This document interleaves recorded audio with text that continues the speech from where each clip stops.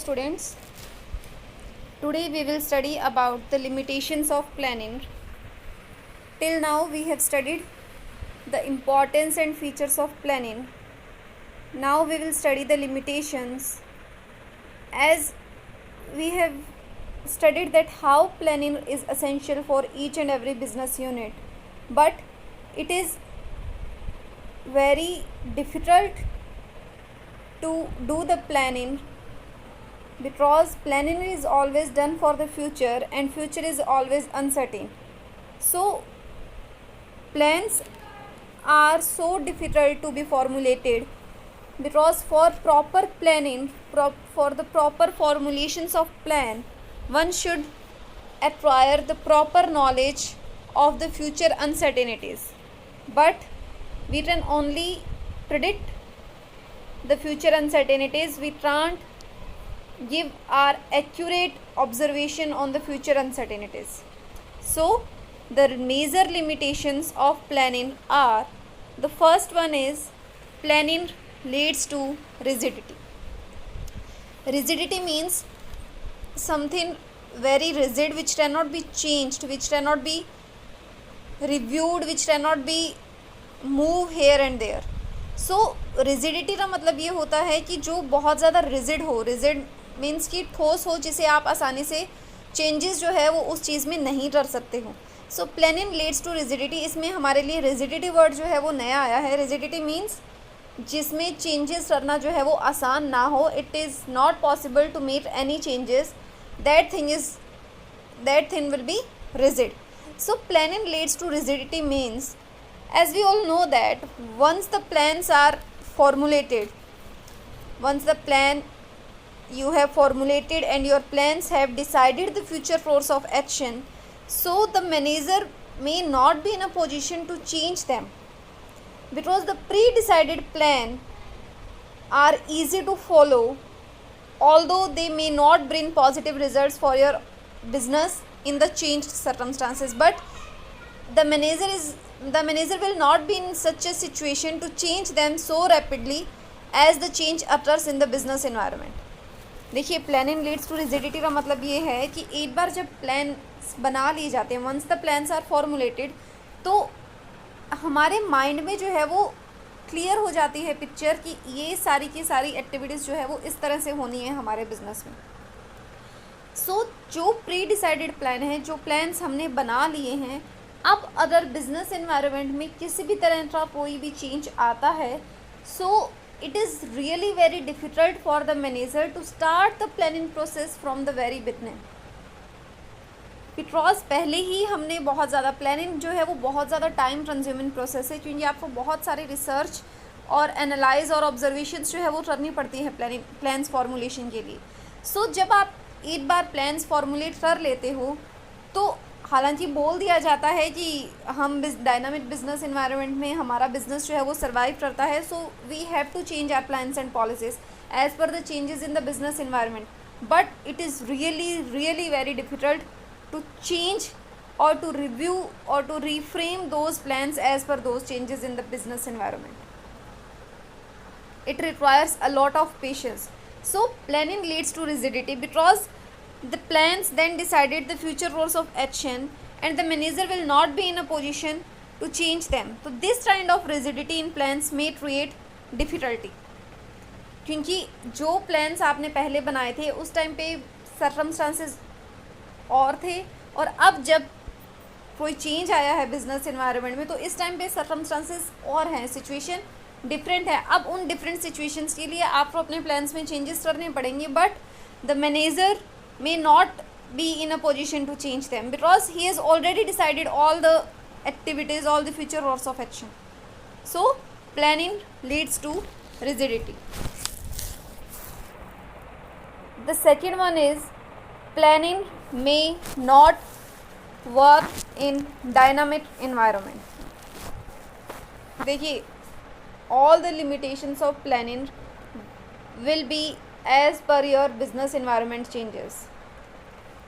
In each and every point, the changeable, the dynamic business environment will be included, because our business environment changes, then only we have to change our plans.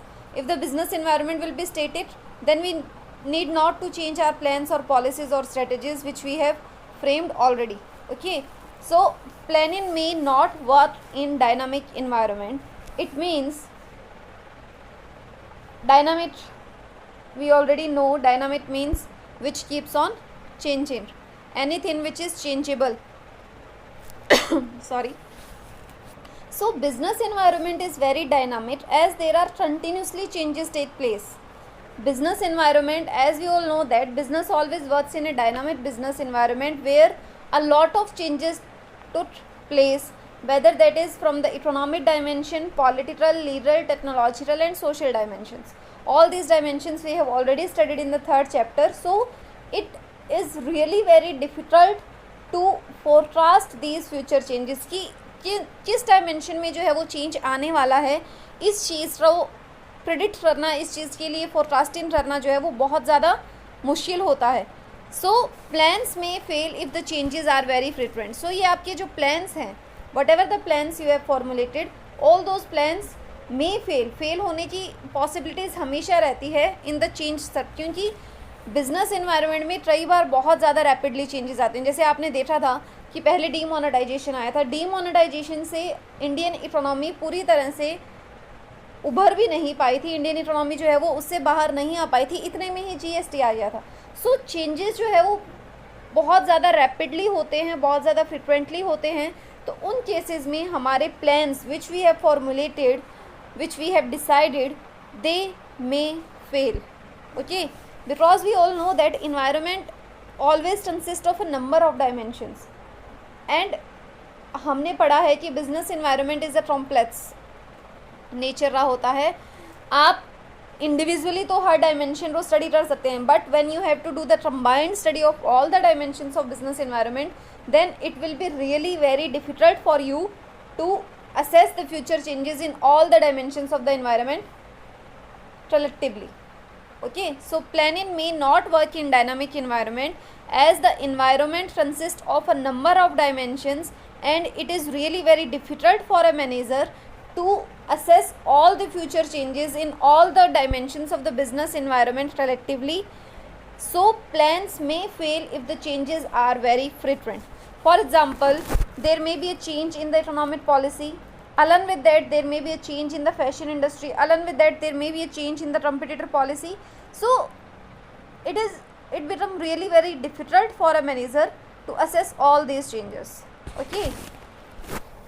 Now the third one is planning reduces creativity. Planning basically is an job of top level management. It is the duty of top level management to frame plans and policies for the whole business unit. So with the planning, the manager of the business unit start working rigidly and they become the blind followers of the plan. For example, मान लीजिए आपके सामने कोई भी recipe होती है, ठीक है, आपके सामने रेसिपी है कि ये ऐसे ऐसे ऐसे ऐसे इंग्रेडिएंट्स डालने हैं और आपकी ये डिश जो है वो बन जाएगी. अब आप सिर्फ और सिर्फ उस लिस्ट को ही ब्लाइंड फॉलो करेंगे. आप अपनी तरफ से किसी भी तरह का दिमाग जो है वो नहीं लगाएंगे. आप अपने माइंड का, अपनी क्रिएटिविटी का उस चीज़ में यूज़ नहीं करेंगे. क्यों? क्योंकि हमारे सामने सब कुछ लिखा हुआ है, फॉर्मुलेशन पेपर में हमारे पास है, हम उसके ब्लाइंड फॉलोअर्स बन जाते हैं. सेम चीज़ प्लानिंग में होती है. Once each and every activity is decided in advance, जब एक बार सारी की सारी चीज़ें एडवांस में डिसाइड कर ली जाती है, फ्यूचर कोर्स ऑफ एक्शन जो है वो एडवांस में पेपर पे डिसाइड कर लिया जाता है. As we have studied that planning is done on papers first. सबसे पहले पेपर्स पे सारे के सारे प्लान्स फॉर्मुलेशन किए जाते हैं, उसके बाद उन्हें इम्प्लीमेंटेशन में लाया जाता है. सो जब आपके सामने सब कुछ जो है वो मेंशन है कि इस तरह से ये काम करना है, how it is to be done, what it is to be done, by whom it should be done, where it should be done, each and everything is decided in front of you, then you don't use your creativity, you don't use your skills. आप सिर्फ और सिर्फ जो आपके सामने लिखा हुआ है उसके ब्लाइंड फॉलोअर्स जो है वो बन जाते हैं. सो द मैनेजर्स और the employees do not take any initiative to make changes in the plan as per the changes in the business environment. होता है, बहुत बार होता है कि हमें भी होता है कि जैसे मान लीजिए कोई भी चेंजेस आते हैं सीबीएसई की तरफ से, तो सोचते हैं ना कि यार छोड़ना, फॉर्म तो करे पहले जैसे चल रहा है उसी तरह से चलने देते हैं। सो क्योंकि नॉर्मल ह्यूमन बीइंग जो है वो हमेशा रेसिस्ट करता है चेंजेस को। He is not in a position to adapt the changes easily. Changes को अपने सॉफ्ट क्या बोलते हैं उसे, अपने सॉफ्ट जोन से बाहर जाना जो है वो, सॉरी कंफर्ट जोन से बाहर जाना जो है वो बहुत मुश्किल होता है। और जब भी आप कोई भी चेंजेस आएंगे, उन चेंजेस को अगर आप इम्प्लीमेंट करेंगे तो आपको अपने कंफर्ट जोन को छोड़ना पड़ेगा। And it is really very difficult to leave the comfort zone. So it reduces the creativity of the managers, because the managers became the blind followers of the plan only, which have formulated by the top level management on the papers. They don't use their creativity, they don't use their skills to change the plans as per the changes in the business environment, and as a result they stop giving suggestions and new ideas to bring improvement in the working environment, because they know that each and everything is decided by the top level management, so they don't want to take any type of headache. Okay, fourth one is planning involves use cost. Expenditure जो है वो बहुत ज़्यादा high होता है planning में. It requires a lot of expenditure because it is an intellectual process and companies need to hire professional experts to carry on this process.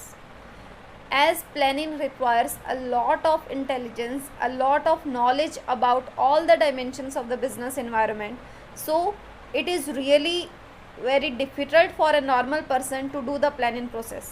So for the proper formulation of a plan, each and every business unit hire professional experts to carry out the planning process for them, and those professional experts are specialized in the field, in their field, and they have the specialized knowledge about each and every dimensions of the business environment. So they demand a very high level of remuneration, and it